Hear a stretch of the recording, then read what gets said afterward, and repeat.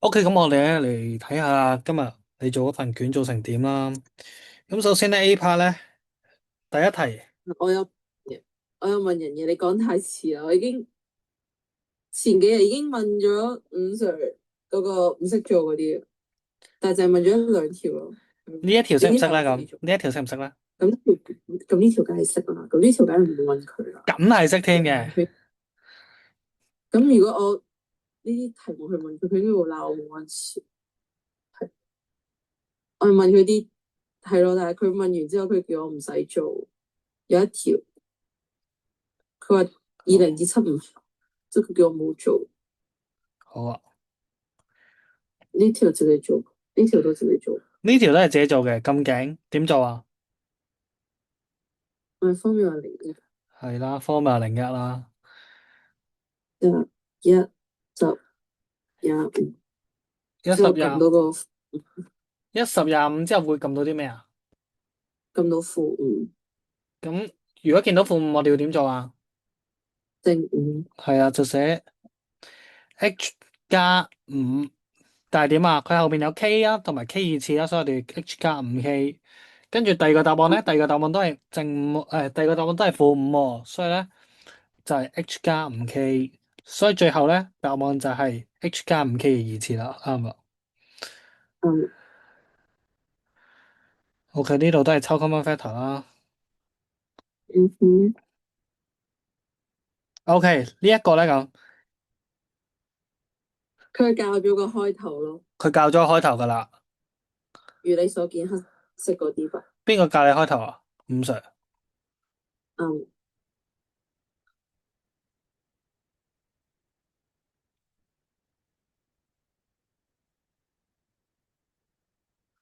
嗱，呢一你度就咧，呢一度咧，你睇唔睇得明啊？即係你睇唔睇得明你做緊咩噶？我明啊，之前教過呢個。點解要乘 x y 嘅兩邊都消除分母，我消除分數。都可係啦，可以係咁講啦。咁咧，誒、其實就係兩邊都乘以兩邊都乘以呢個 x y 啦。因為咧，佢嘅分母係有個 x 啦，有個 y 啦。咁如果我乘嗰陣咧，我就可以弱減咗佢，弱減咗佢係嘛？咁所以咧，呢一度咧就係、你多陣啊，同我散你拉之前我翻去咪得咯。一講出翻，咩啊？我而家約幾他趁衰，咁咪約咯咪？佢話我而家隻身份仲用緊啊！邊度啊？邊度寫住用緊啊？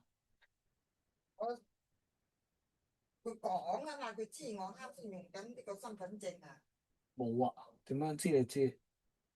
哦，咁啊呢啲取消咗係嘛？係噶啦，咁我點解？你試下。好，少少波幅都有噶啦。好啦，咁所以咧就係透過去乘佢嘅分母啦，透過乘佢嘅分母啦，呢個分母係 x y，咁咧就可以約減咗佢嘅分母啦。然後咧呢一度咧嗱，記住下呢一邊右邊咧，其實咧唔好即係唔好睇漏啦。三咧係要乘 x 同 y 嘅，而三乘以一x 同埋 y 啦，你唔好淨係乘 x 啦，OK，要乘埋個 y 啦，有冇問題？嗯，咁所以呢度係3xy，跟住之後咧呢一度咧 y 同 y 約減，所以咧就得出負 x 啦。首先嗯，係啦，呢個睇唔睇得明先？睇得明。好，睇得明就好啦。咁咧，而我咧，即係我示範埋我嗰種方式啦，好冇？咁如果我去做咧，我係咁做嘅。首先條題目咧，今日見到咁啦，我哋唔可以用，我哋用唔用到交叉相乘啊？用唔到，點解用唔到啊？因為佢其中一個冇分母咯。唔咁如果咁樣咧，咁樣用唔到交叉相乘啊？三個互相交叉相乘法唔係咁樣用唔用到交叉相有啲乘先？都用到嘅。用唔到，用不到，冇用唔到啊呢度。嗱 OK，呢度咧點樣先可以用到交叉相乘咧？我咧會將佢3乘以y之後減一，我會將佢咁樣變做咁樣咯。咁樣而家呢個狀況下就用到呢個嘅交叉相乘咯。將通分母啊，其實就係通分母，將呢個分母乘過去3嗰度，咁咧佢咧就會變咗做3y 跟住啫嘛，over y 咯。因為如果你想將佢通分母，你個 y 要乘落去個3度，同埋乘落去分母嗰度，分子同分母加咗俾佢，咁其實佢有冇同3有咩分別啊？冇分別咯，因為 y 同 y 嘅簡化就係3咯。OK，我呢度用咗一個通分母，咁呢小學都識啦，係嘛？咁所以咧，通完分母之後咧，我哋就係得出 y 分之3y 減一啦，有冇問題？冇問題。有冇問題先？識唔識通分母先？誒，好，呢識呢一度你試下通俾我睇。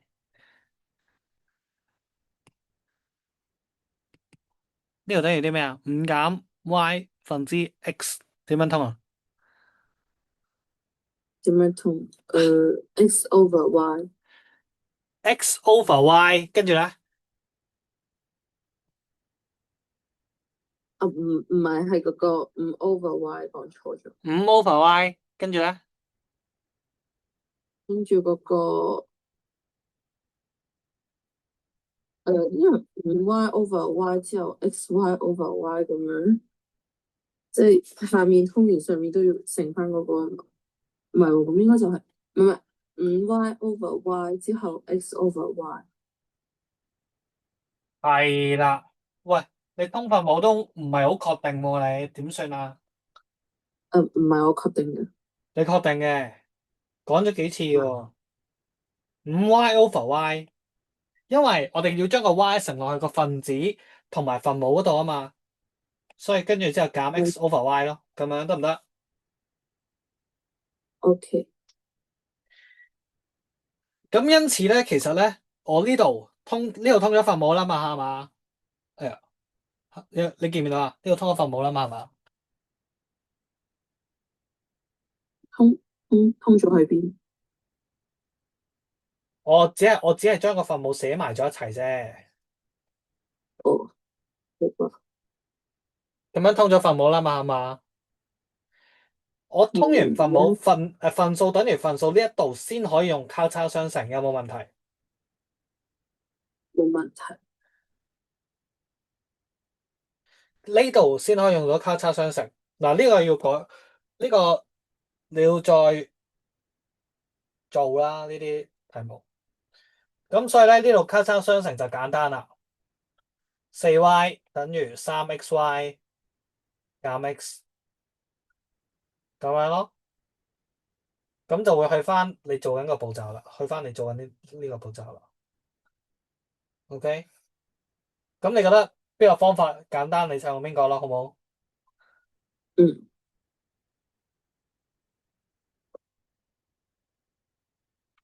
，？OK，嗱，又係呢啲題目啦。上次咧都耳熟能詳噶啦。我話見到啲咩要寫等於啊？教咩啊？嗱，呢題就係教啦，仲除咗教之外，仲有咧，我哋見到啲咩要寫等於噶？字是啦，教啊，呢啲咧嘅字眼咧，我哋就要寫等於啦。咁咧，我哋去睇下呢條題目啦。呢條題目講咩啊？講緊咩？係呢條題目講咩啊？你要講句，教學生吧，你講教嗰句出嚟啊！你講個教字嗰句出嚟啊！已知桌子的標價較成本高20%。係啦，嗱，桌子的標價較成本高20% 啊嘛。好，嗱，我先唔睇你點樣做，OK？我講即係我咧會直接去講我嘅做法嘅，好冇？嗯，嗱，做呢啲題目咧，做嚟做去都係一個方法嘅啫，永遠都唔會錯，真理嚟嘅。見到教咧就寫等於。好，嗱，但係呢啲咧係捷徑啦吓，你自己可能我覺得有時即係有時求學都係求分數咯，OK？有時記下呢啲都無妨嘅。嗱，標價咧我哋講做 M 啦，OK？標價都要 M，教字我哋就寫等於啦。成本我哋用咩英文字母㗎？成本 C C 啦，跟住高20%喎，所以點啊？ 1+20%，高20%啊嘛，所以1+20%啦。好，跟住之後咧，今日咧原來提供咗個標價俾你喎，咁你咪寫翻低咯。330等於 C 乘以1+20%，C 等於成本咁樣，你寫翻低。OK，咁所以咧 C 咧就等於330除120%咯，有冇問題？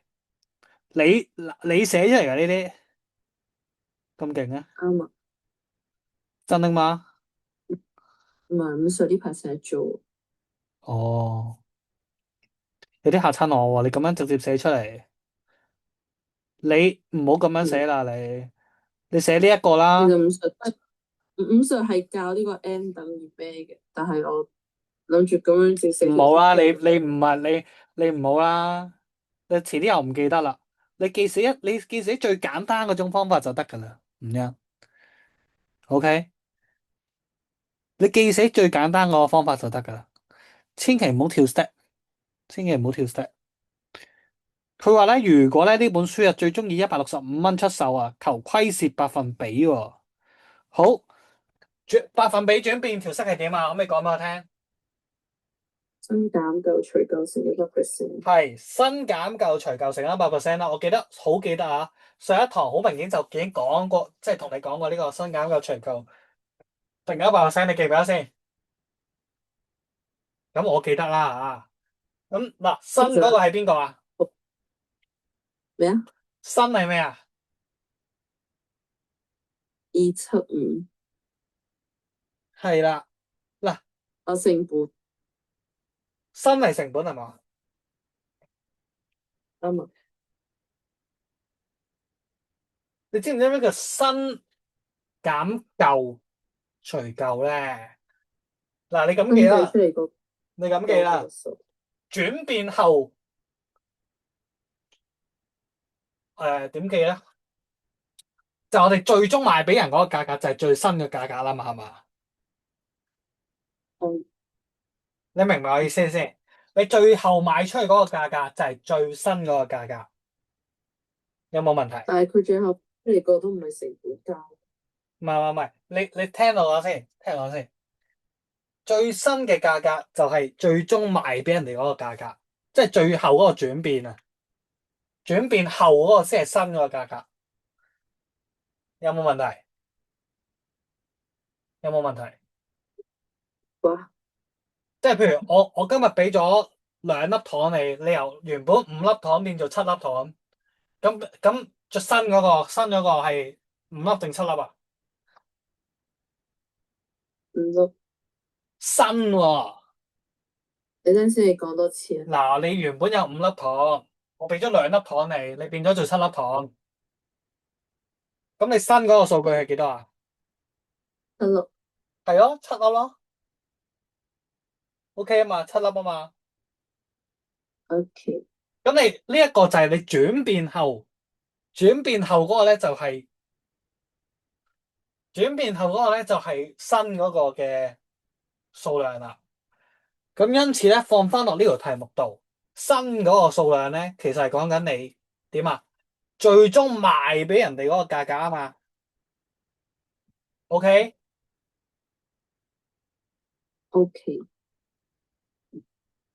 所以咧呢個165啊，呢個165咧係新。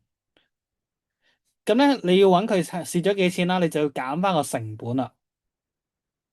O。OK，所以你呢度就做錯咗啦。正確答案咧應該係咧新即係最後賣出去嗰個價格，即係轉變後嗰個價格。新減舊除幾多啊？除除舊舊即係330，除舊即係點啊？舊即係邊個價格啊？275。係啦，除275。你記住呢一個同呢一個係一樣數字嚟嘅。OK，你呢度咩事啊？大減細啊？新減舊除我寫錯咗啊！應該跟住之後就乘翻100%，係幾多啊？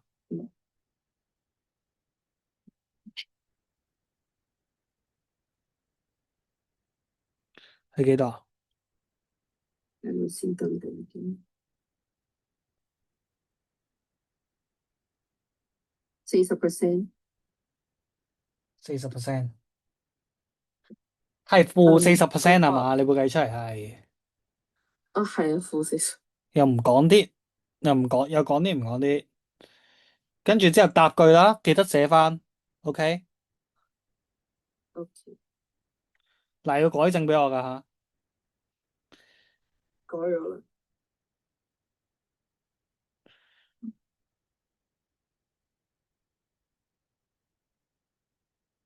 好，我睇一睇呢度先。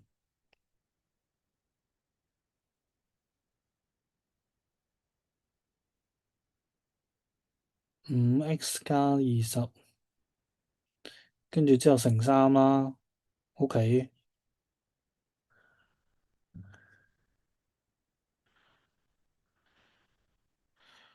暫時見到係應該 O，係咪你做噶？係我做嘅，你發誓啊？我發誓。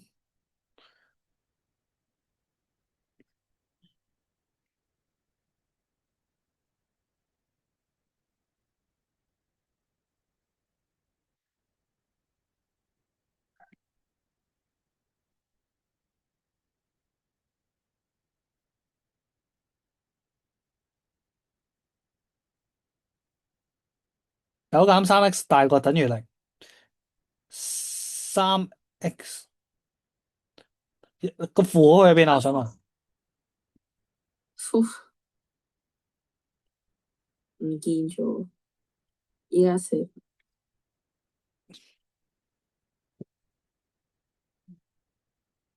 件事，咁樣全部拆晒。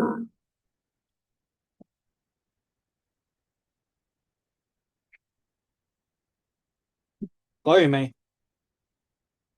我未咁快啦，絕對。等陣先，有點快，我們多一齊討論。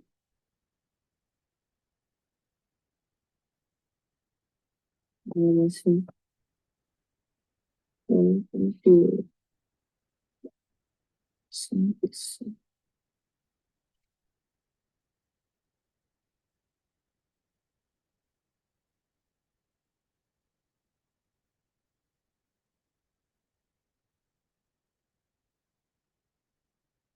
3、2、3、1.4。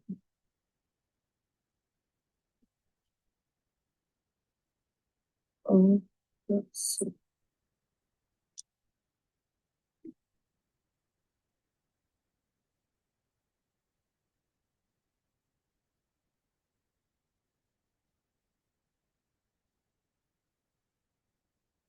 嗯，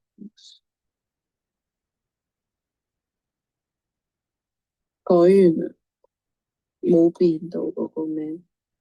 等陣先，我個 B 係個 B 係個個 B 係5啊，個 B 係5唔係，你應該同我講咗呢一題改完之後係點先？啊！馬上佢哋呢一題改完之後變嗰個負3細於等於 x，細於等於 x 咁樣係嘛？調轉。調轉哦，唔係喎，啱啊，啱啊，啱啊。錯咗喎，但係你做得點解錯？好，我哋嚟睇下咯等陣先，我睇睇先。冇啊，我將嗰個喎。我想問九調過去都係變負，我錯，我知錯邊啦，知錯邊啦。知錯嘅。等陣先，唔知。啊，等陣先，我而家做翻。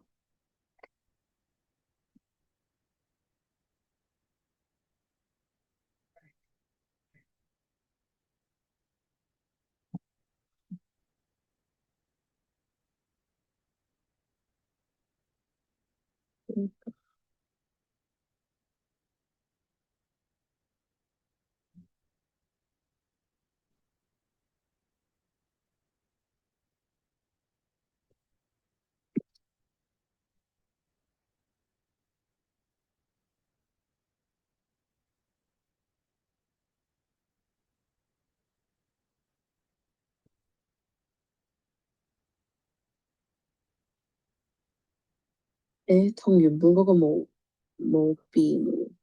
冇變嘅咩？都係 x 細 x 大嗰個等於負三啊。係好，咁我嚟睇下咯喎。好，首先九調過嚟等於負九啦。啱啊，佢大於係正三啊，嗰個三細於等於正。唔係，而家負三 x 大過等於負九有冇問題先？冇啊。咁所以咧調個負三過去咧，會調轉個括號啦，唔係會調轉個箭嘴啦。然後負九除負三等於三，所以答案 OK，係三大於等於 x。唔記得咗調轉字序。吓，咁你嘅三唔係負三嚟嘅咩？你唔係寫負三咩？我寫係正三喎。哦，你寫正三啊，誒，係啊。所以答案就係 x 大於等於三啦。嗯，x 係咁 x 擺中間啦，係咯，三最大，x 擺中間。負三係 over 四咧，最細咯，負數嚟噶嘛。啱啦，好啊，啱啦。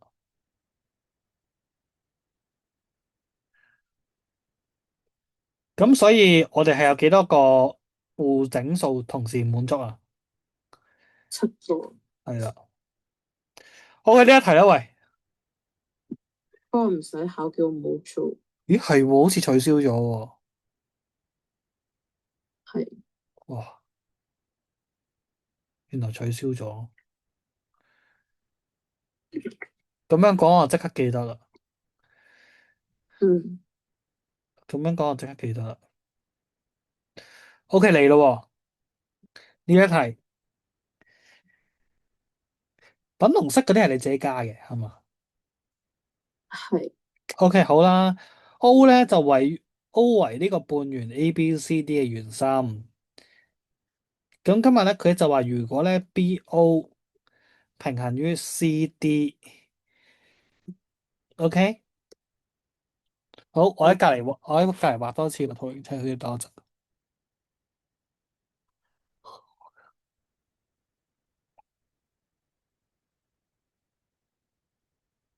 多陣啊，我真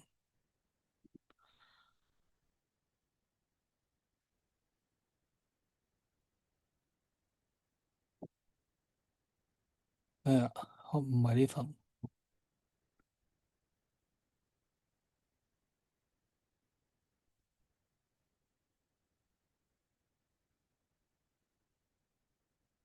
好，我個圖咧，OK，OK 好，個圖咧應該咧就係咁嘅，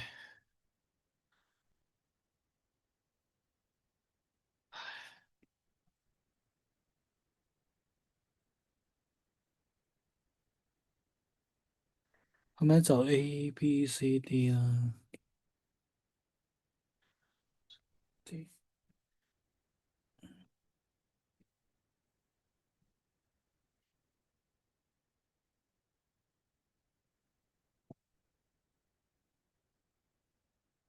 好，咁咧呢一題咧，佢咧就話咧，哦，原來咧 BO 嗱 O 咧係原心嚟嘅，OK，O 係原心嚟嘅，呢個好重要嘅資訊啦。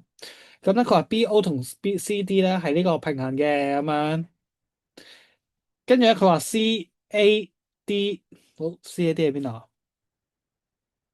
？CAD 喺呢度58度。咁咧而家就要求 BAC 啦，咁樣好。第一個資訊咧，你會發現咧，其實咧嗱，因為 O 咧係圓心啊嘛，咁邊度咧係直徑啊？我想問，誒，O 係圓心，邊度係正經？邊有冇直徑 B 㗎？有冇直徑㗎？得半徑，係啦，咩半徑啊咁？直徑嘅一半。唔係，我問你邊條係半徑啊B 去 BO，？BO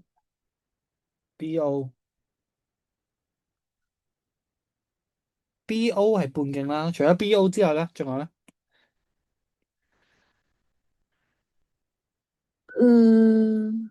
冇啦吧？冇啦係嘛？嗯，咁 OD 咧唔係喎，OD 唔係吧？？OD 唔係嘅，你覺得？哦，唔係都係黐原你覺得生係嘅？磁住你覺得係嘅？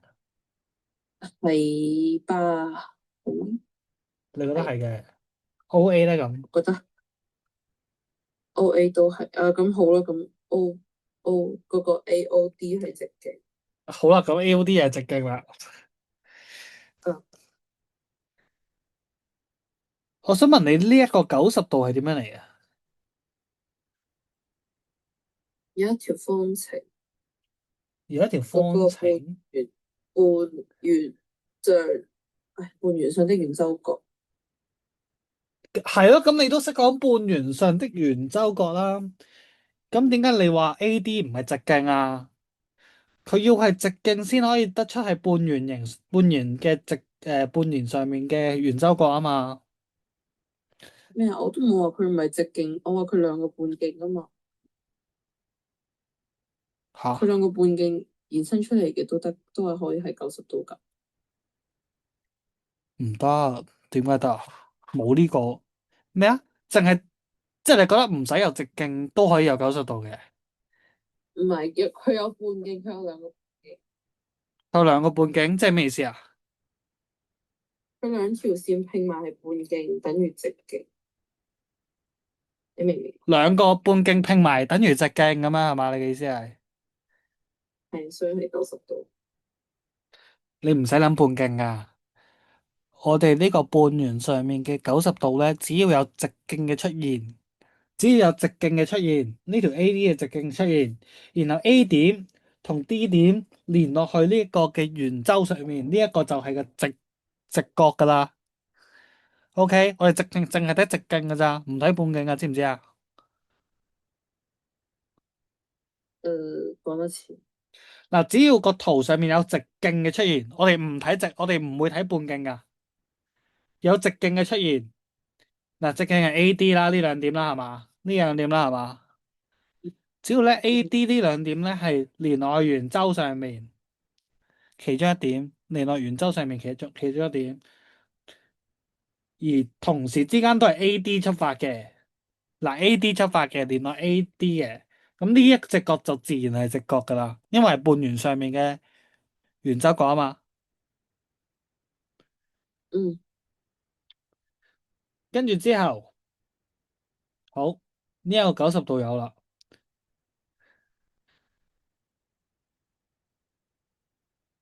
呢一個係90度啊嘛，因為呢一隻角佢嘅出發點係咩啊出發點係嗰個 AD。？AD 啊嘛，咁所以佢咪就係圓周上面嘅直角咯。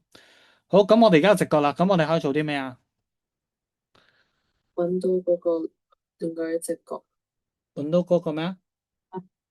搵到32揾到32，邊度32啊？ADC，點解嘅？係180嗰個啊嘛，咩嚟噶？嗰個係點解你揾到32度嘅？三角形內角和，係啦。之後咧，我哋有咩資訊未用到噶？之後嗰個平行線，之後嗰個同位角係嗰個平行線，我哋可以點樣用啊？同位角，同位角，所以我哋就係呢隻角啦，係嘛？嗯係，唔係呢一隻角嘅，唔係，咁係邊一隻？第一隻角係90度，但係因為嗰個32度嘅同位角，呢隻角係90度，係，點解呢隻角係同位角啊？唔係你話唔係呢隻角唔係同位角，但係佢有九十度，點解佢係90度先？呢一隻角因為佢嗰個因為有另外一隻同位角係嗰個 AOB 係同位角同嗰個 ODC，所以183個內角和，所以佢係90度。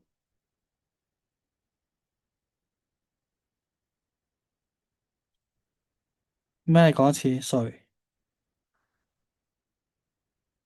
誒誒，因 AO 為嗰個 AOB AO 係咩啊 AO AOB 等於嗰個 ODC 係32度，所以嗰個？AOB 等於 ODC 係32度。哦嗯，，OK OK OK，所以三個內角和佢都係90度，係但佢唔係嗰個同位角啊，佢可唔可以係咧？佢係同位角啊！佢係同位角啊！點解啊？因為呢條線同埋呢條線係咩啊？平行線嚟噶嘛，係嘛？係咁所以咧呢度打條線落去，呢一隻角自然就等於下面嗰隻角噶啦，所以呢度就係同位角咯。OK。OK，你調轉部 iPad 睇就睇到噶啦。嗱，因為咧點解你睇唔到咧？可能係因為佢係直角啦。OK，嗱，只要咧今日咧我咁樣打條線落去，呢條線呢隻角係咪就自然等於呢一隻角？因為同位角啊嘛，係嘛？係嘛？喂，我話係，但係佢有兩隻角平衡咩？有兩條線平衡咩？我呢條線同埋呢條線啊嘛，哦，你打穿我係係咪啊？係啊，咁所以你呢一條線自然就係同位角咯，因為因為純粹你係可能見得少佢係直角嘅模樣，所以你先覺得難睇啲啫。OK，但係佢係同位角嚟噶，冇錯。咁所以呢度都係32度啦。咁之後咧，我哋今日要揾 BAC 喎，BAC 點揾啊？問題就喺度 BAC 點揾？問題就喺度噶啦，揾唔到，揾唔到佢出嚟，其實揾唔到佢出嚟噶啦。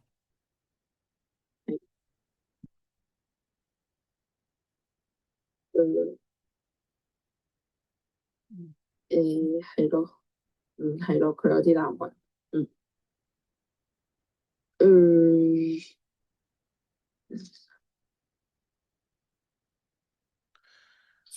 佢係咯，揾唔到啊，佢都冇嗰啲咩其他嗰啲定律，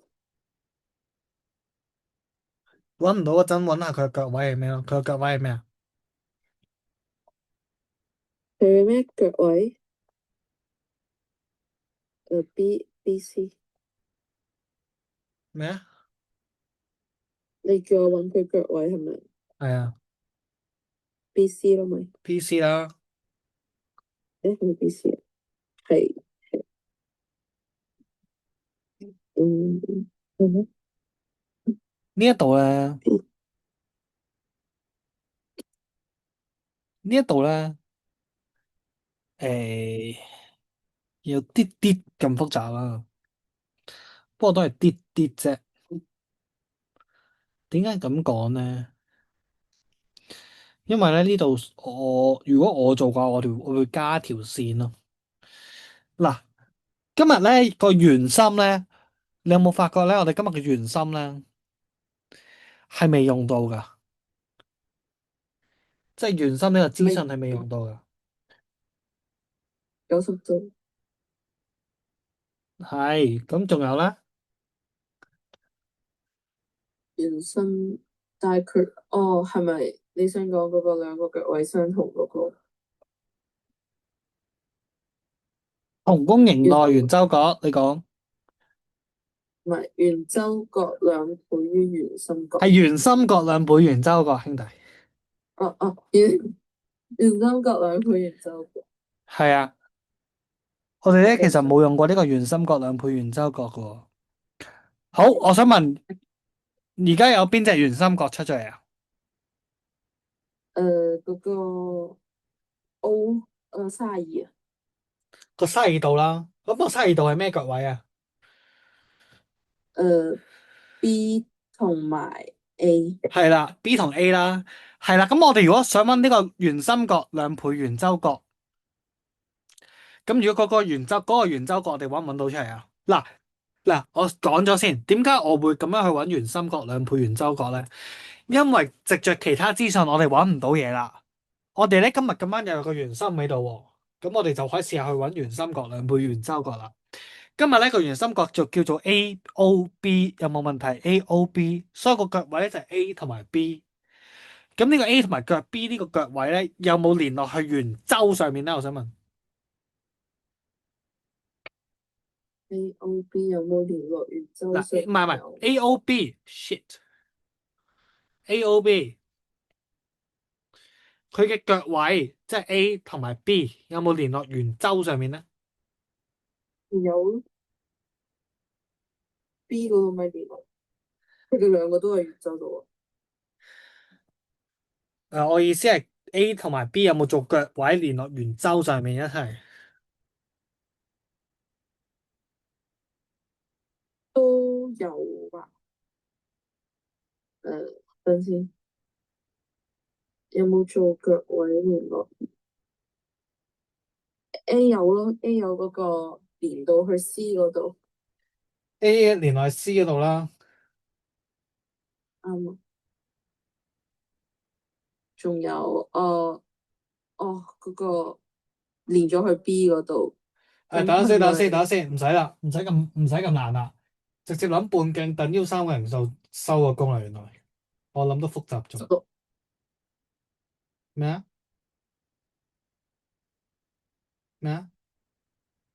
圓心角兩倍圓周角，X 係16。咩 X 係16啊？唔係，咁佢梗係唔係16啦。呢隻梗係，唉，又係咁。佢梗係唔係16啦，因為你 BAC 呢隻角咧，佢腳位 A 同佢個腳位係 B 同 C 啊嘛。但係你呢隻圓心角佢腳位係 A 同埋 B 喎，都唔同腳位，你點樣圓心角兩倍圓周角啊？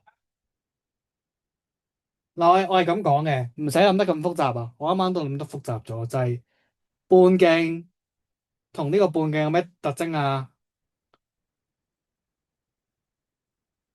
有咩特徵啊？係啊，半徑呢度 OB 係咪半徑啊？OA 係咪半徑啊？有咩特徵啊？等腰三角形。係啦，咁所以咧，底角相等。係咁所以底角都要幾多啊？ 32。32，點解？得180減32除2。係真係幾多咧74。喂，但係個 X 點睇？咩啊？冇嘢啦，74。個答案就係74啊嘛，BAC。唔係74加58。有冇問題啊？呢一題難唔難啊？呢一題但係都係16喎。但我啱啱講嘅係32除。唔係誤打誤撞嘅，定係其實有道理嘅？冇道理。好啦，我同你講點解都要16啊？嗱，只要咧我哋咁樣加條線喺度，即係我一開始係咁諗嘅，加條線喺度。我加條線喺度有咩作用咧？就係呢隻嘅圓心角係咪就係呢隻角嘅兩倍啊？圓周角嘅兩倍啊？有冇問題先？冇所以呢隻嘅圓周角就係16度啦。咁同時之間咧，而另一隻都係16度啦，因為呢度係32度啊嘛。咁呢度係16度，咁所以點啊？同公形內圓周角咯，呢度就蝴蝶嘅出現啦，有冇問題？冇問題，所以咧呢一隻16度咧，同呢一隻16度咧係一樣嘅咁樣咯，有冇問題？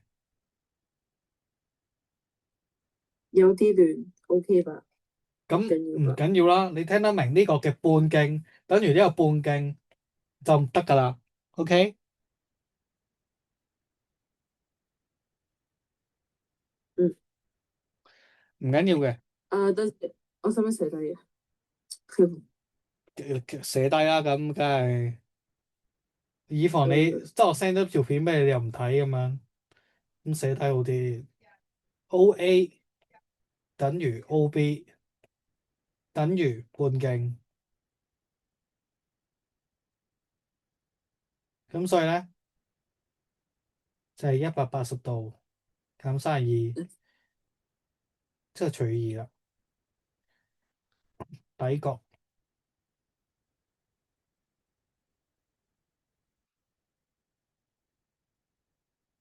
咁呢度唔好寫底角啦，寫翻嗰啲英文字母啦，OK？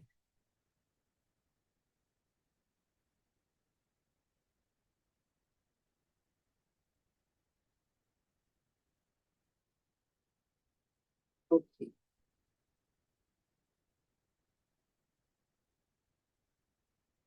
有冇問題？冇問題。咁你睇一次，誒，你重新睇一次點做啊？計出嚟係64，我冇嘢。點解64啊？因為嗰個32個出嚟已經係32，第一個雙數。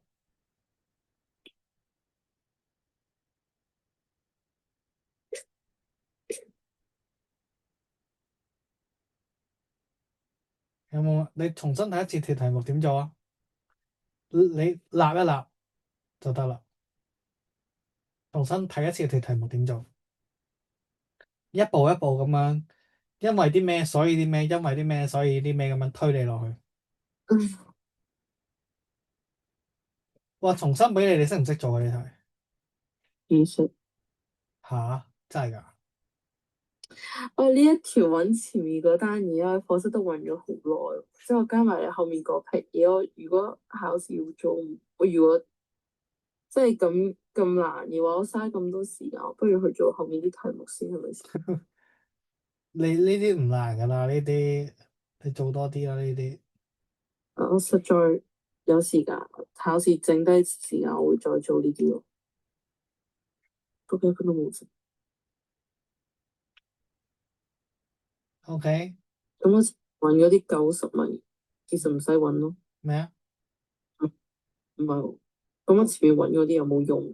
嗰個90度，嗰啲同行內，哦唔係，同位角，咁就係因為你知好似出，道佢係90度，所以你知道個底角係32度咯，係嘛？嗯，係喎，好似冇咩用咁喎，係，冇咩用喎，嗰個平衡線。嗯，OK，下一題啦。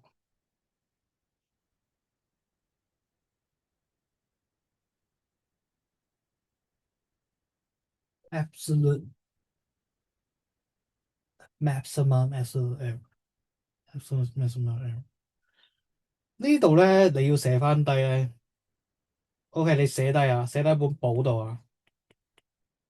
做嘅，最大呢個叫咩㗎？呢一個除以二係咩㗎？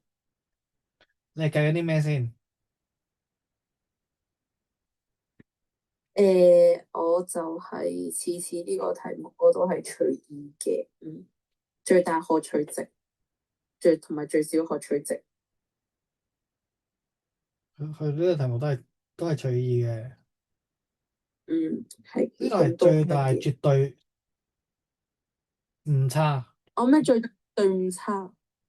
哇！你完全跟我講嘢喎。冇啊，我講先，我講先㗎。最大絕對唔差。最大絕對唔差，我講先。咁所以點解呢度係用你一 mm 除以二咧？點解唔係用260mm 除以二咧？我想問。五常唔係咁教噶嘛？唔係咁，你知唔知五常話背後唔係？哎呀，你背後點解啊？背後點解先？點最解唔係用？接近的最接近的 ml 啊嘛。係喎，嗯好叻喎，嗯，就係咁啦，就係咁，完全正確。嗱，咁咧佢而家問最少可取容量啊嘛，咁咧就係將呢一個嘅260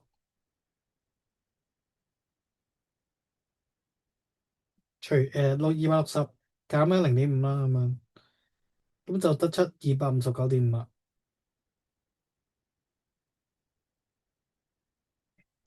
18盒標準牛奶支總容量有沒有可能超過4.6？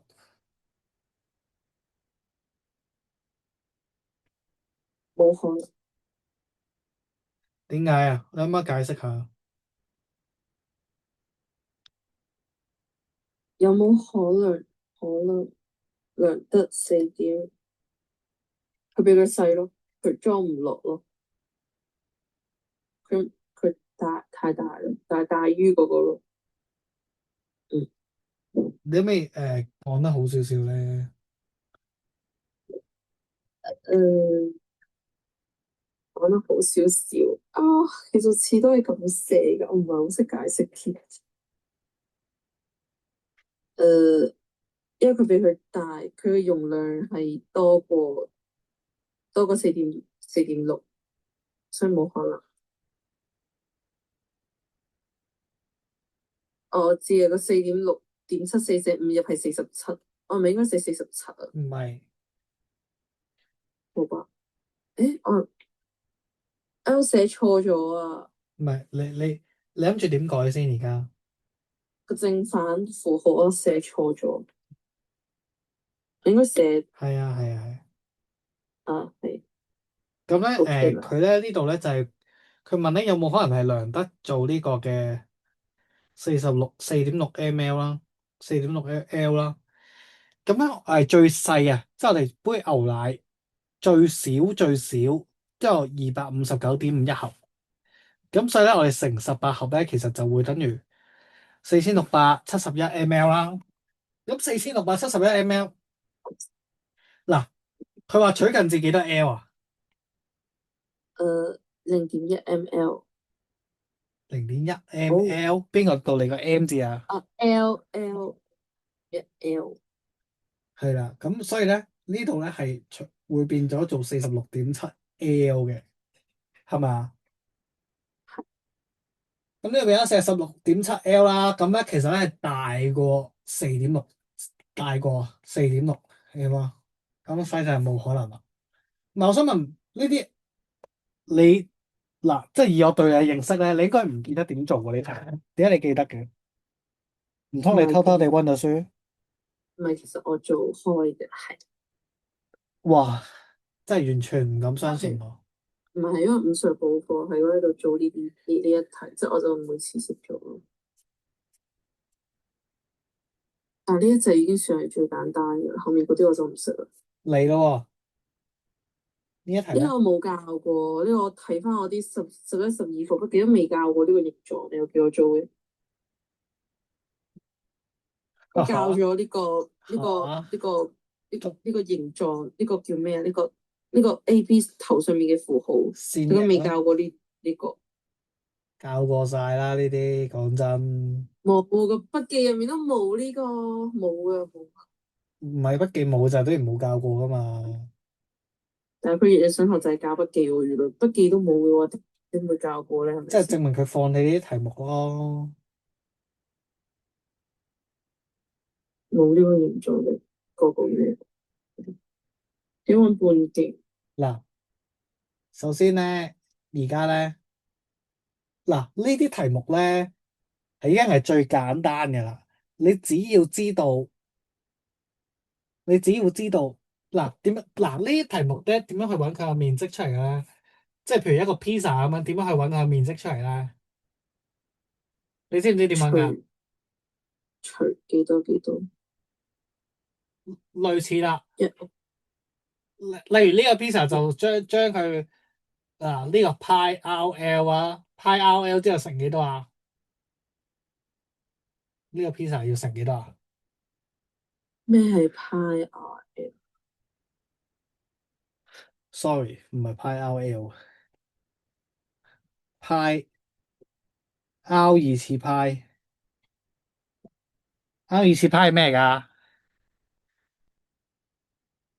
？R 二次派係咩嚟？係，你坐我重複我講嘢喎，你係幾重複得喎？未教過咩未未教教啊咩嚟㗎？？R 二次，R 二次派，係喂，你本嘢派我嗰本嘢都冇咩？你邊本啊？等陣，我真係唔敢相信我，我記得我有寫喎。因為學生太多，咁諗下先。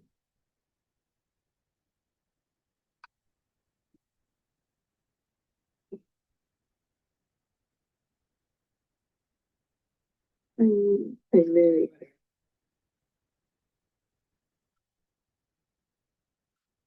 R 二次派，R 二次派，冇啊，冇啊。圓形面積喎。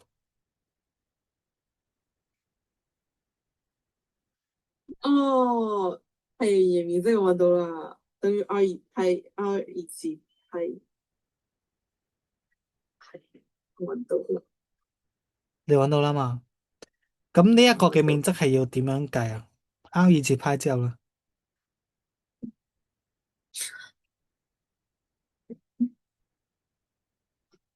誒誒，一 over 一 over 咩啊？呢度好明顯係1/4個 pizza 啦，係嘛？咁一 over 四，一 over 四啦，即係乘一 over 嗯四。咁但係咧，其實咧呢度係90度係知噶嘛？咁咧其實咧係乘緊360度分之90度咁樣咯。360分之90，呢度冇公式㗎，條公式條公式就係咁咯。R 二次派乘以條公式就係360分之呢個嘅 theta 咯。公式叫咩？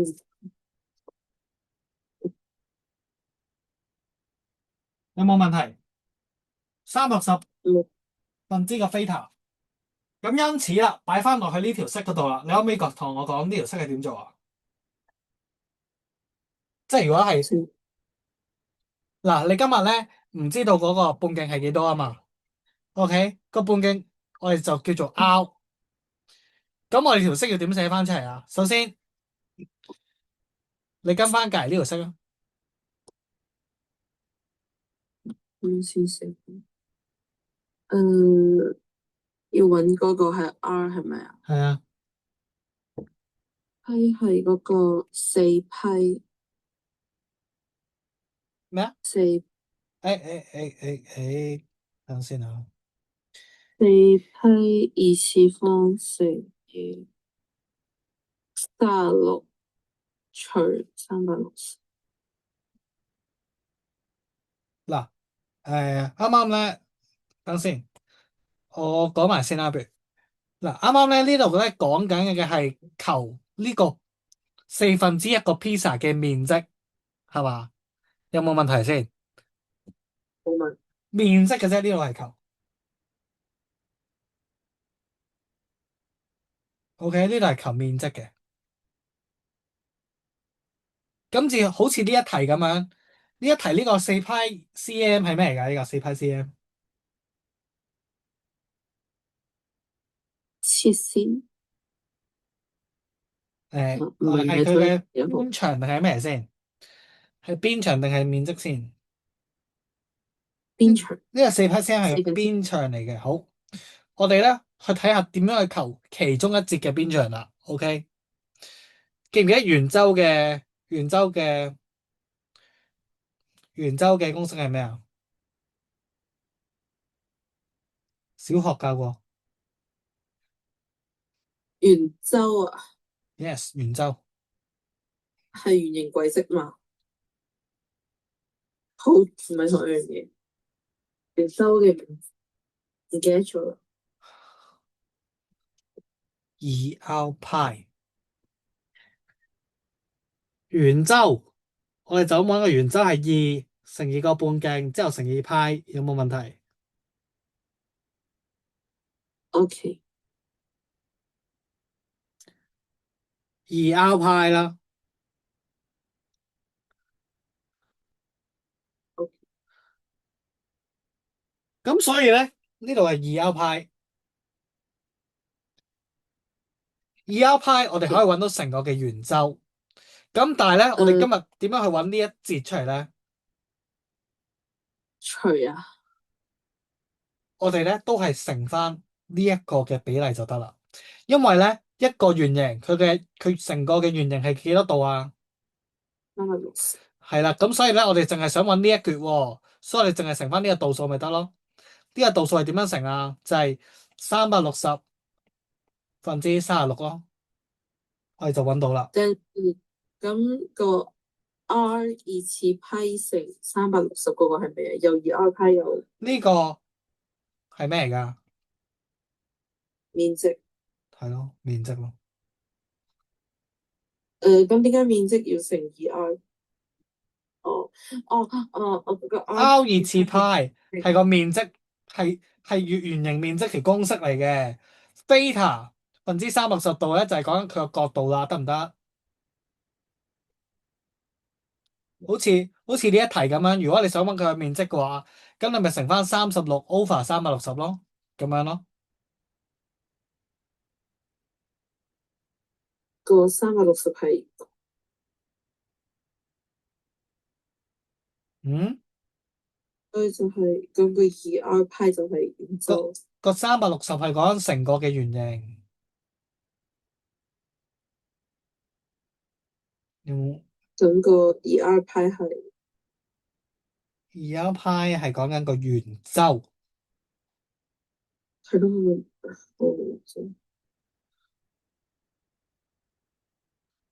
係講緊圓周。即係圓周成嗰個角度除成個圓形就係佢嘅其中一隻邊。點解？1/4嘅圓周。係啦，係啱啦。嗱，嗱，你寫翻低本簿度啦。OK，寫咗。我都未開始寫，你就話寫咗。因為我啱啱問你嗰啲嘢就係為咗寫喎。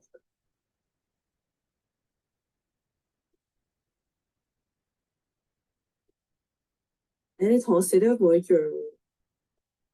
我唔信。好啊，你 唔係 send 你 真 send 嘅。俾我先啦。你 send 俾我預 book 未 book 先知先，快啲。唔係啊，真嘅，真係冇真嘅。咁咪等於啲咩咧？係等於翻嗰個個嘅。圓形面。即等先，我睇翻。唔係真嘅，係一模一樣。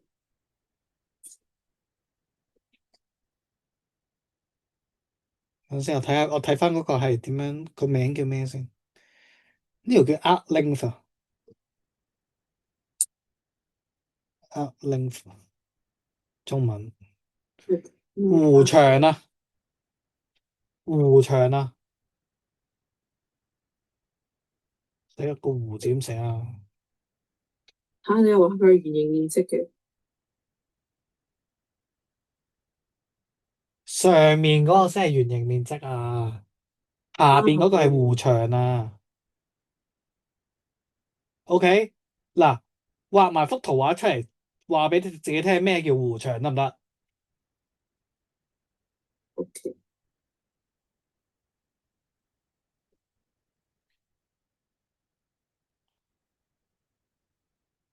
跟住之後用熒光筆同我間低個湖牆佢，之後 send 張相俾我。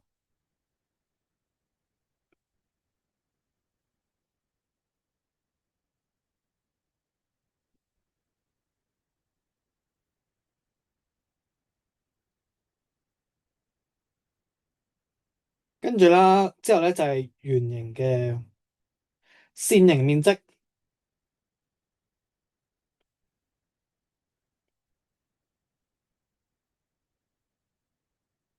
線形面積點揾咧？就係 R 二次派。嗱，首先上面嗰個寫完未先？比如上面嗰咁快寫完，要畫畫嘅喎。點都俾你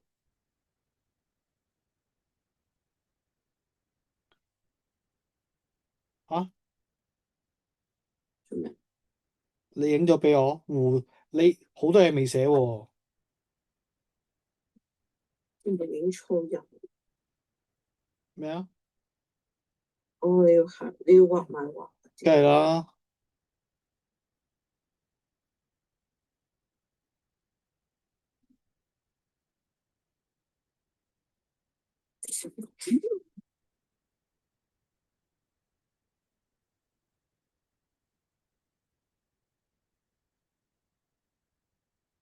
send 咗，畫得比較 mini，圓形面積係咩啊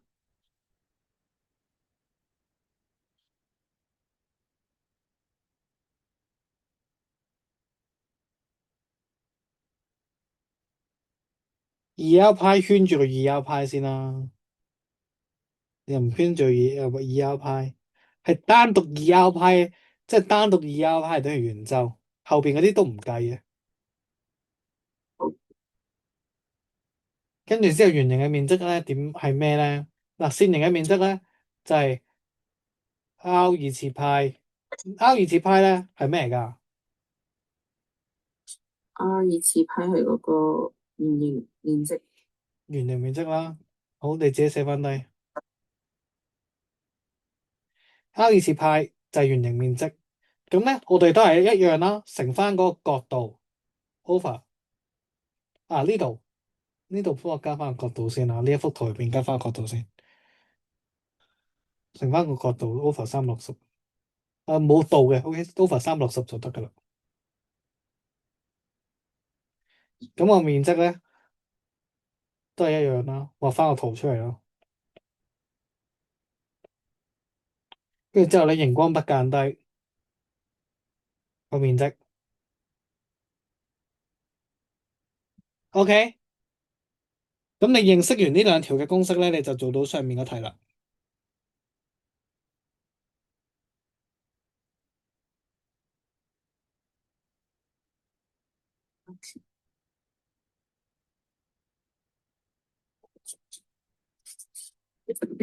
嗰題，所以咪寫咗係咪嗰個4批二次乘300乘36除360咯？係點啊？你講一次。嗰個4批二次，喂，4派係佢嘅弧長嚟嘅喎，佢而家俾一個弧長你喎，佢冇俾你嘅，佢冇俾半徑你喎。佢叫我揾半徑，咁我咪咁你 set 個咁咪半徑俾佢個半先咯。你 set 個半徑俾佢先咯。寫個半徑半徑叫咩啊？半徑咪嗰個我哋 set 做 R 啦，好冇？一 over 二，我冇嘢啊，你要啊咩啊？一 over 二咩啊？半徑啊，半徑啊嘛，咪除二咯，乜嘢除以二啊？圓周半徑係圓周除以二，啊，唔，喺個面積入邊，面積除以二。直徑除二，我哋呢度有直徑咩？冇啊，亂咗啊，冇咁嘢啊，咁我哋呢度要，我哋呢度要點樣去？呢度要點除個樣做啊？半徑，個半徑叫咩啊個咩？R 咯， ？R 係嘛？嗯，咁所以呢度個半徑叫 R 嘅話，我而家有個弧長喎。我而家咩 set 一條色嗱？你當個半徑叫 R 啦。咁我哋點樣去 set 條色去寫翻做？我哋要揾出弧長嗰條色出嚟啊！揾出弧長嗰條色，係啦，弧長嗰條色叫咩先？弧長嗰條色係點先？2派 R 乘360乘嗰個360度，360分之個派啊嘛，個 theta 啊嘛，係嘛？嗯，咁所以咧，我哋今日咪可以寫到條式出嚟咯，叫咩？二點啊？ 2R 派乘幾多啊？乘幅圖係幾多度啊？ 36，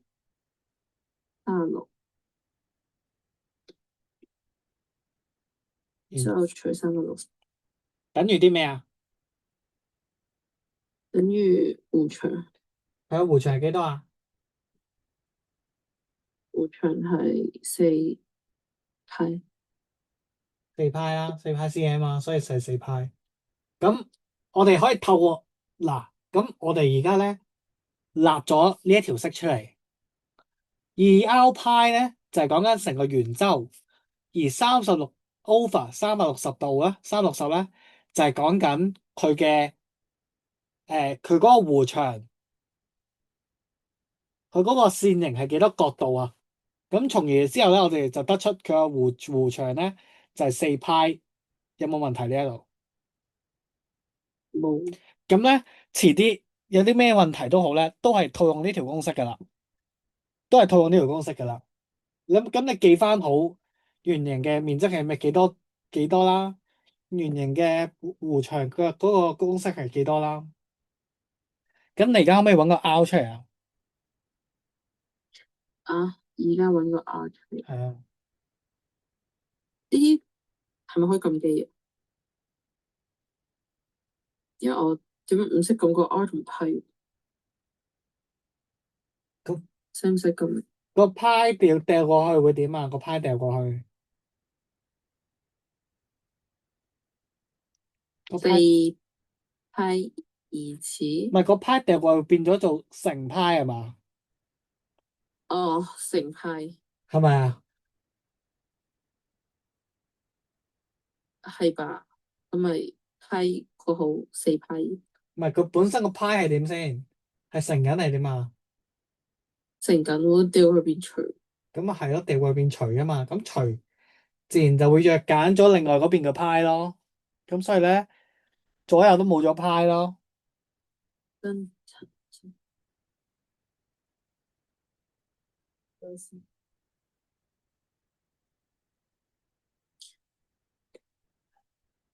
左右都冇咗派，即係4，咁呢邊就係2R乘36乘360啊，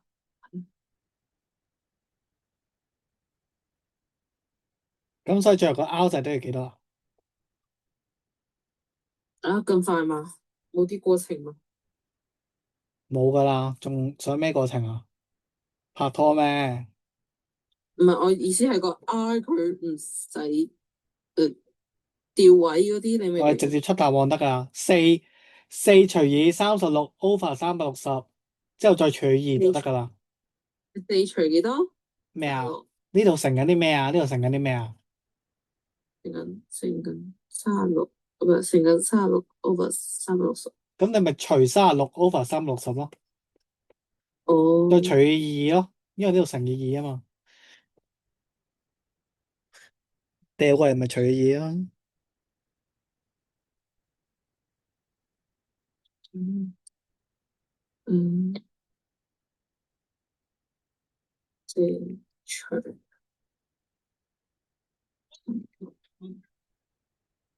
咁二咧，二掉過去都除2本身係點啊？乘咁所以掉過去就係點啊？除20啊，係20。係咪20啊？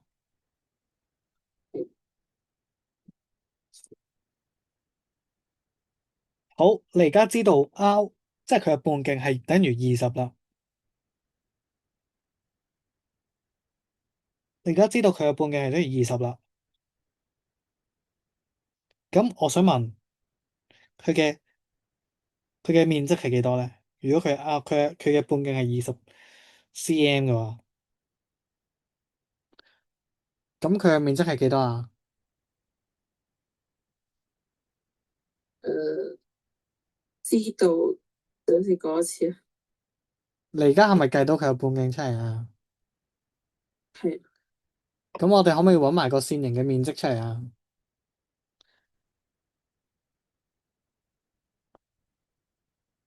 線形嘅面積，哦，係可以因為你得知佢嘅半徑係咩啊嘛。啊，但係我知道半徑，我又唔知佢嗰個面積。啱啱我哋咪寫條公式出嚟咯，你用啱啱條公式套落去就得噶啦。但啱啱嗰條公式好似冇用到，我哋要揾嗰個。我揾到，我揾到。用翻面積嗰條公式咯。件事用緊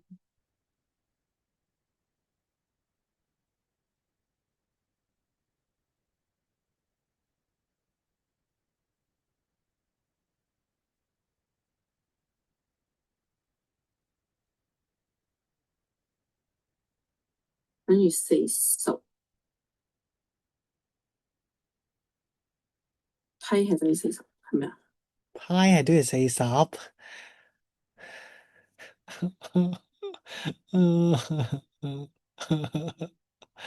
派喎，係啊，喂，派咧係3.141唔知咩幾多幾多圓周率啊？哦哦呢個唔係小學哦，教嘅咩？咁樣先講係小學啊，我又唔係小學老師。我真係完全無言啊！四，冇嘢啦，計到4000添啊！計到4000添啊？係啊，我重新計下，咁先。有問題咩？計到4000，冇可能4000嘅，唔係我真係撳到4000。冇可能係4000嘅咩？你啱啱先講佢係咩點點點點一，你咩311點幾多，突然間計到4000。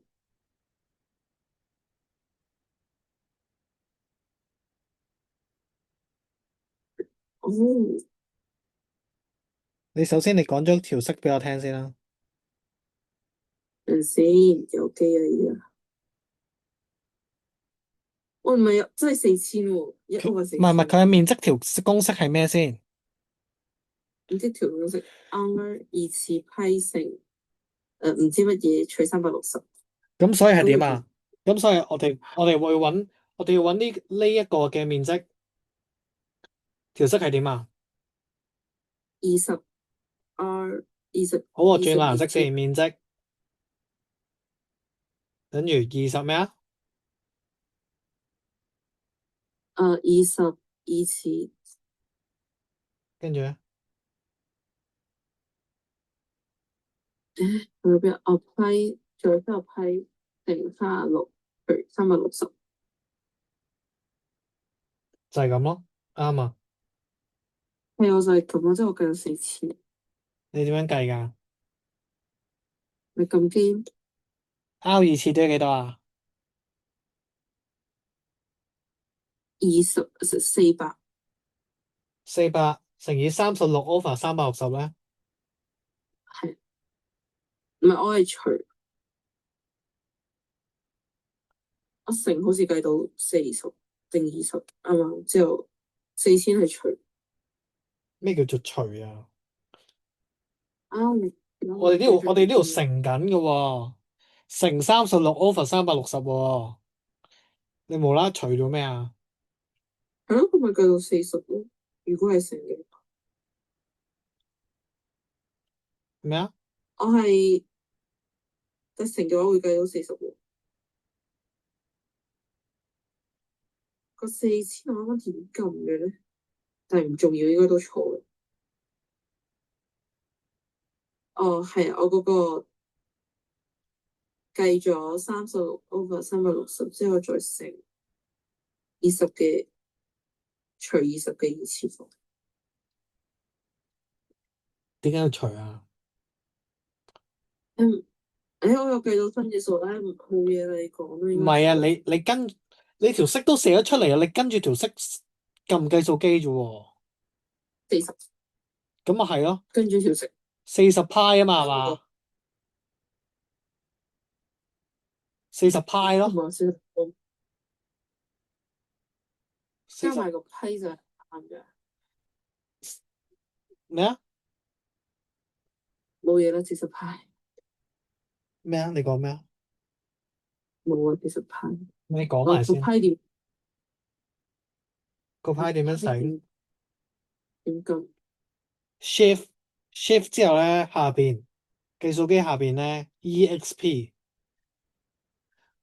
哦，咁所以答案就係40派 cm 二次咯，有冇問題？冇問題。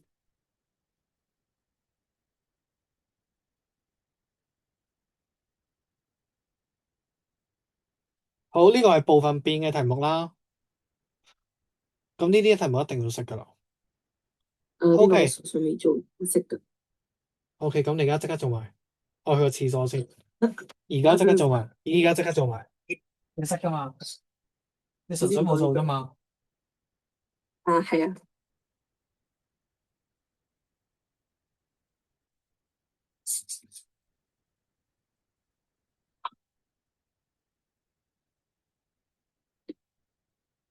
嗯，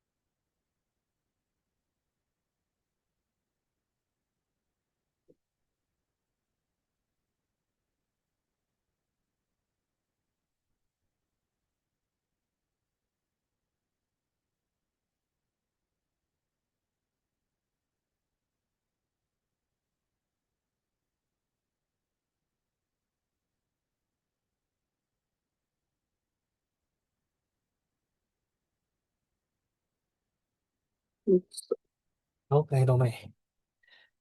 哦，未得未得。差唔多啦嘛。唔係差唔多，等陣先。嗯，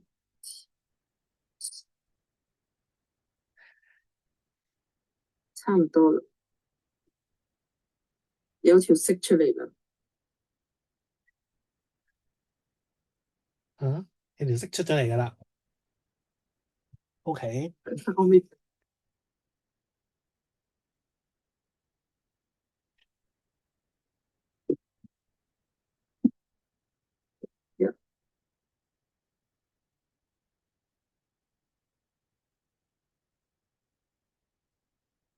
個 K 如果冇數字係咪咁一定係零？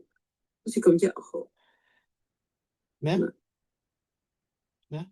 個 K 兩 part 啊嘛，第一 part 係一有數字，第二 part 係 K 二冇數字嘅。嗰個 K 二冇嘅話係咪咁零？？K 二冇數字，唔係我咁一咁樣，咁一咯，咁咁一一咯，有數字計一咯，只係冇寫出嚟啫嘛。係咁一，嗯，哦哦，係個爛數添，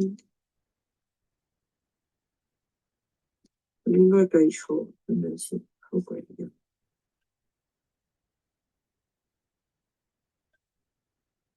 換一換個次序咁，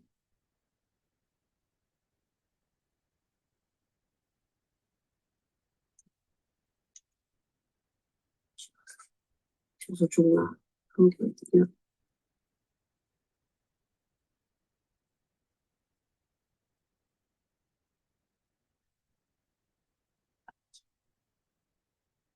，60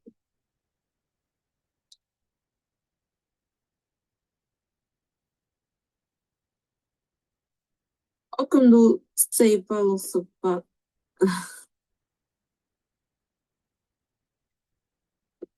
應該係一個爛數嚟，做完。好，send 俾我，send 俾我，send 俾我。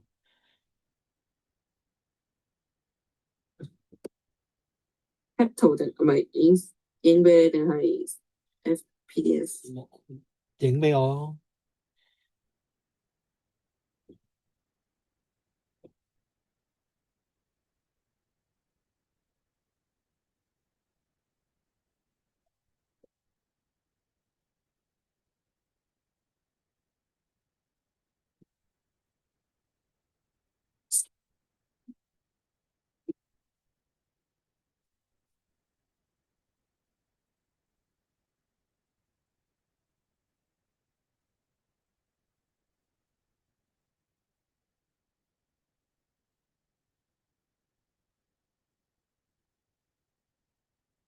好，睇一睇啦。好，首先咧，呢個部分變嘅題目咧，佢係一部分咧就係常數啦。嗱，一部分係常數，因此咧，常數嘅意思就係點啊？即係得一個 K 一嘅啫，佢唔會黐住 X 嘅，冇 X 噶，除非咧，佢幾時會黐住 X 啊？一部分為 x 正變，一部分除 X 正變，佢先會係黐住 X 咯，所以呢度一開始就做錯咗啦。跟住跟住之後啦，另一部分咧就點啊？佢話另一部分就點啊？讀俾我聽。另一部分除 x 3次方正變，咁所以咧，另一部分咧，我哋寫做 K 二啦，呢個常數。咁咧就係乘以 x 3次方。咁咧所以咧就跟住 K 一同 K 二咧唔等於零啦。OK。咁我哋就立完條式啦。OK。之後咧可以點樣做咧？我哋就塞翻啲數字入去啦。當 x 等於10嗰陣，c 等於34。好。嗱，跟我呢個寫法就得噶啦，就可以拎足滿分噶啦。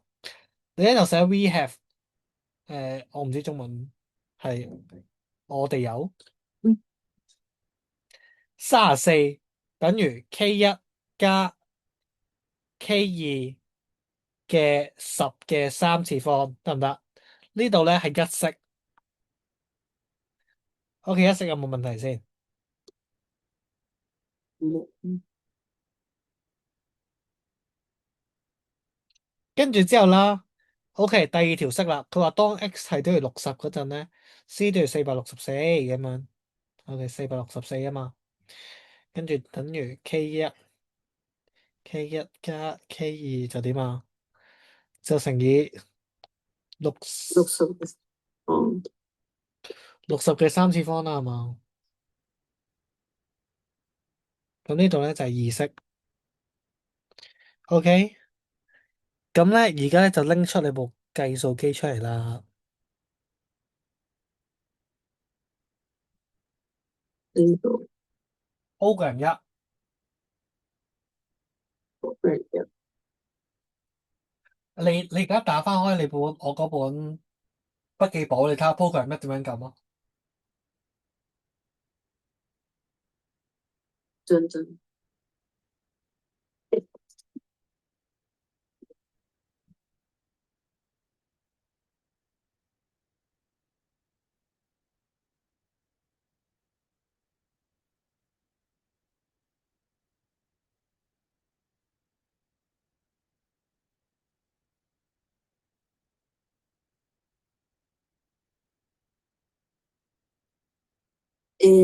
冇講呢一課嘅。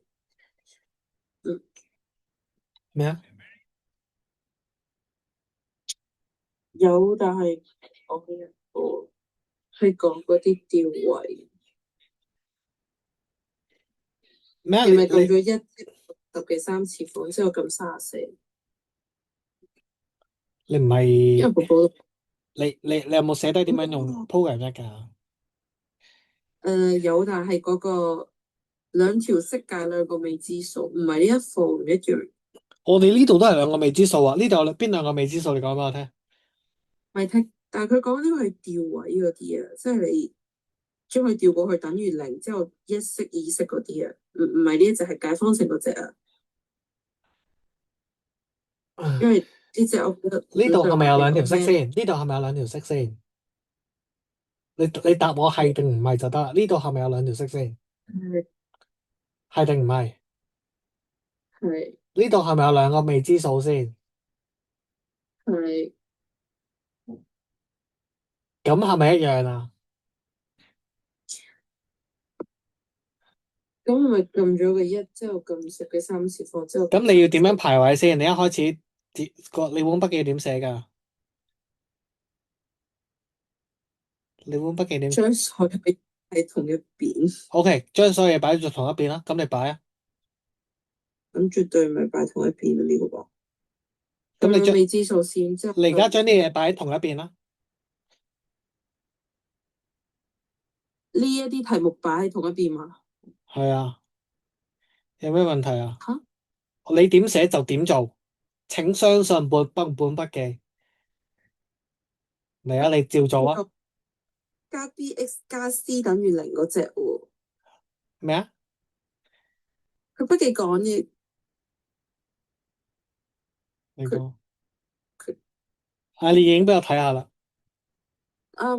唔使，但係唔係我嘅意思係佢如果調過去咪變成 K1 加 K2十幾3次方之後又減34。係啊，你本筆記點寫你就點寫啦。啊好吧，但係咪依家呢個咁樣嘅直接撳機都得㗎，即係唔使調嘅話，要調，你唔調嘅話，咁你咪變咗做個政府咪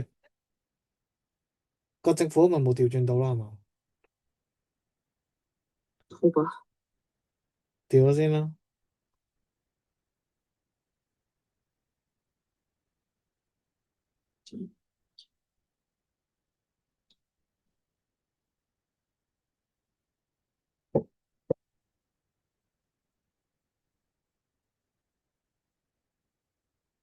調完啦，跟住之後你就直接撳 program 一啦，你可以。Oh my god！兩條色都要調喎。嗱，如果你調嘅話咧，你要咁樣調喎。調晒 K 一加 K 二嘅10嘅3次方減34等於零咁樣係嘛？K 一係加 K 二嘅60嘅3次方減464等於零咁樣咯。你要咁樣調喎，如果你係嘅話，跟住之後你就係嘅，撳 program 一咯。跟住之後要點樣入啊？你知唔知啊？未知數撳咗一線跟住咧，10嘅3次方跟住咧，負34，第四個34，負34啦。如果唔係話嘅調位做咩啊？之後再一，之後再60嘅3次方，之後-464，係-32。咩啊？哦，你出咗啲咩啊？-32，負32係之後咧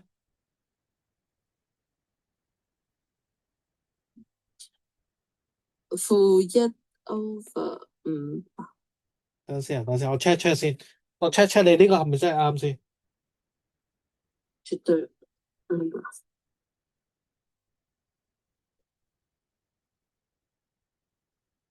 你之前話好似係俾吳 Sir 叫逼你要改翻啊嘛，我唔知有冇改翻，因為改翻咩啊？條呢個聯立方程咯。我唔記得咗嗰陣時。OK OK OK，嗱你係咁嘅，OK 你你真係你調色係幾經改，你調色冇改到嗱，咁嘅，因為咧吳 Sir 去喐過調色啦，即係喐過嗰個計數機啦，所以咧你就唔係將全部嘢擺做同一邊咯。OK，我哋而家斬掉重練。而家咧，你部計數機啊，program 1，你寫翻低啊，點樣用？你唔係話冇改到調色咩？你改咗啊，你改咗啊係，program 1，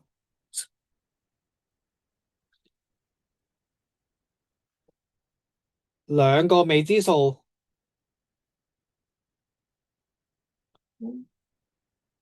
擺左邊，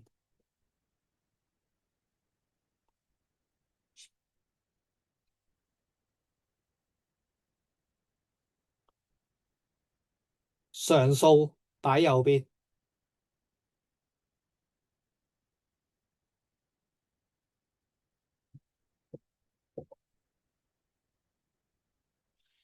OK，跟住咧，另一條式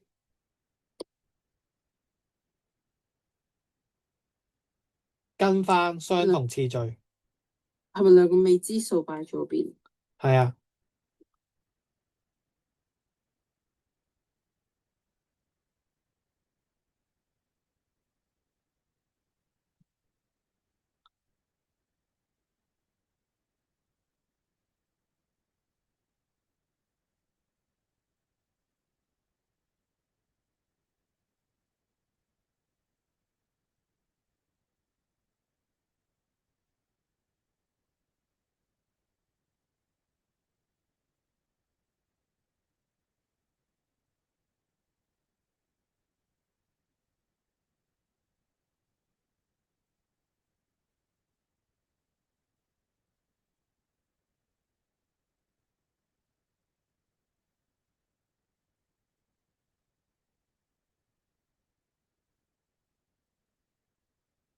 係咪跟住寫緊㗎？係，不過你等我一陣。嗰等個我阿媽出咗去旅遊，之後佢睇緊佢落咗機未，佢揾緊我，等陣先啦。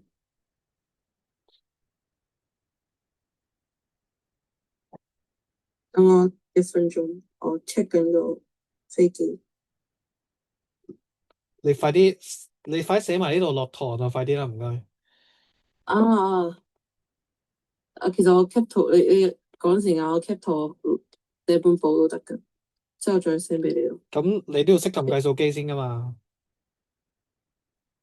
我識㗎，五歲應該教過㗎，所以我啱啱咪就係講緊咁點樣撳啊？點解個咁點樣撳啊？咁點樣撳啊？你試下而家你入 你個 program 1。咪就係1之後10之後34咯。10嘅幾多次方啊？3次方。你而家撳一次啊！你而家撳一次啊！你講俾我聽。係喎，你而家講俾我答案定？你而家講俾我聽，答案係幾多？我而家咁，我調色去邊？10幾3次方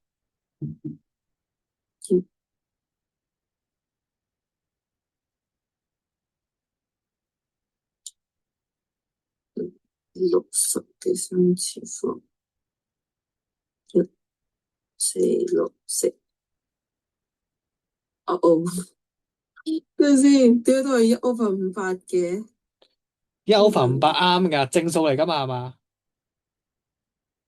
哦，係啊，我撳走咗佢。係啱啊，就係咁啦。32同埋1/5，啱啊啱啊啱啊。好啊，咁我跟住之後，你嘗試下做埋下邊啦，嘗試下做埋下邊啦，同埋我 send 翻呢條片同埋份筆記俾你啊。個速率嗰啲係唔使做嘅，12題做啊你做啊，教過咩？呢個陶瓷我哋之前教過噶嘛，學校啊，好吧，我揾試下咯下筆記啦。試下咯，好啊，嗯嗯，拜拜。再見。